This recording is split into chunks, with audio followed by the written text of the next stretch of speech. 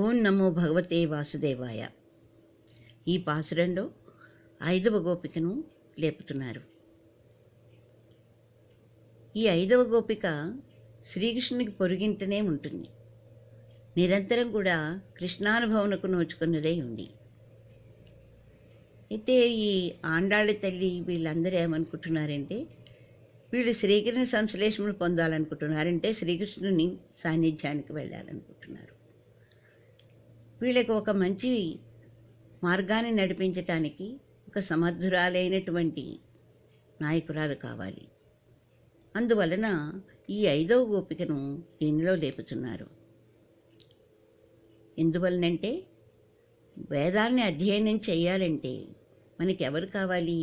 సమర్థుడైనటువంటి వేదాచార్యుడు కావాలి. వేదాన్ని క్షుణ్ణంగా అభ్యసించిన వాడై ఉండాలి. అట్లే ఈ గోపకన్యలందరూ కూడా ఆ ఊరి అంతటికీ కూడా సమర్థురాలైనటువంటి కృష్ణ సంశ్లేషమును సమర్థురాలైనటువంటి ఈ గోపకన్యకుని వచ్చి లేపుతున్నారు. நோத்துச்சுவருக்கம் புகுகின்ற அம்மனாய் மாத்தமும் தாராரோ வாசல் திருவாடார் நாத்தத்துளாய் முடிநாராயணன் நம்மால் போத்தப்பறை தரும் புண்ணிய நாள் பண்டோரு நாள் கூத்தத்தின் வாய் வீழிந்த கும்பகர்ணனும் தோத்து முனக்கே பெருந்தையில் தான் தந்தானோ ஆத்தானந்துடையாய் அருங்கலமே தேத்தமாய் வந்து తిరవేరోరెంబావాయ్. నోము నోచి శ్రీకృష్ణ సంశ్లేష సుఖానుభవం పొందుచున్నవోయమ్మ, ఓ గోపమ్మ, తలుపును తెరవమ్మా. తలుపును తెరవకపోయినను మాని నోటినైనను తెరచి పలుకోవచ్చును కదా తల్లి.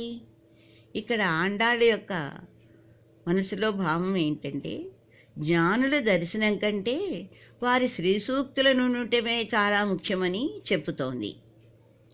పరిమళాలను వెదజల్లే తులసిమాలను కిరీటముగా ధరించిన శ్రీనారాయణుడు మనచే స్తోత్రము చేయబడిన వాడై సంతసించి మనకు వ్రత ఉపకరణాలను అంటే పరైనటువంటి వాయిద్యాలను ఇచ్చును కదా.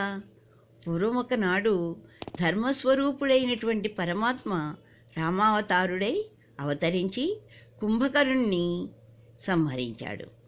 ఆ కుంభకర్ణుడు తాను పెనునిద్ర నీకేమైనా కానుకగా ఇచ్చాడా ఏమిటి? ఎంత లేపినా లేవటం లేదు.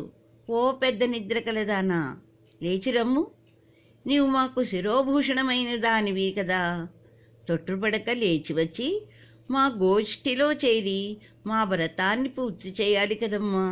కనుక నీ యోగనిద్రను వీడి లేచి రావమ్మా అని 5వ గోపికను మేలుగొలుపుతున్నారు ఆండాళ్ళు, మిగిలిన గోపికలు.